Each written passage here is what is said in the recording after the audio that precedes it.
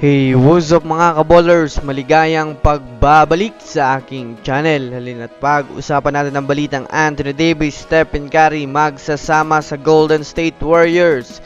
Mike Dunleavy di na mahihirapan at ang balitang Luka Doncic, best NBA player ngayon. Tara na't pag-usapan natin yan dito sa Basketball Hotshots.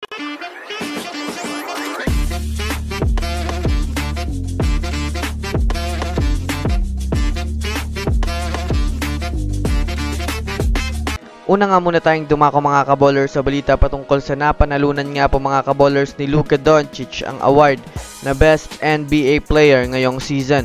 Well, alam naman nga po natin mga kaballers ngayon na naging maganda ang naging performance ni Luka Doncic ngayong season. Kung susumadahin nga natin mga kaballers, napakalaki nga po na naging improvement ni Luka Doncic sa NBA dahil na rin mga kaballers na nakayanan niya na nga po na mabuhat ang Dallas Mavericks hanggang sa NBA Finals. Kaya naman marami nga pong mga fans ngayon na nagsasabing deserve nga daw mga kaballers ni Luka Doncic ngayon ng ganyang klaseng award. Kung titignan nga natin mga kaballers, nag-iba nga po talaga ang kanyang naging laruan ngayong season. Mas nag-improve pa dahil sa tulong din ni Kyrie Irving. Ayon nga po sa kanyang naging reaksyon matapos makuha ang award ay natuwa nga daw siya mga kaballers dahil hindi niya na nga daw po ito inaasahan na makukuha niya ang ganitong klaseng award. Kaya naman isang magandang balita nga po ito para kay Luka Doncic.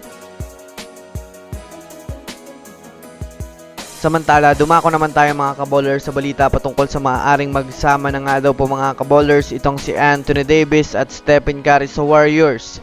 Well, matapos nga po ang naging magandang laro ng Team USA kahapon kontra sa Canada, ay marami nga pong mga fans at mga experts ang pumupuri sa kanilang team.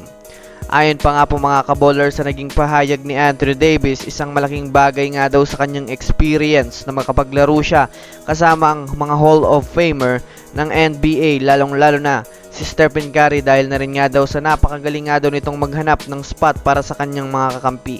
Kaya naman dito na nga po mga kaballers, umiinit ang balitang maaari nga pong lumipat itong si Anthony Davis sa Warriors kapag hindi pa rin nga po siya nakakaranas ng kampeonato sa Lakers.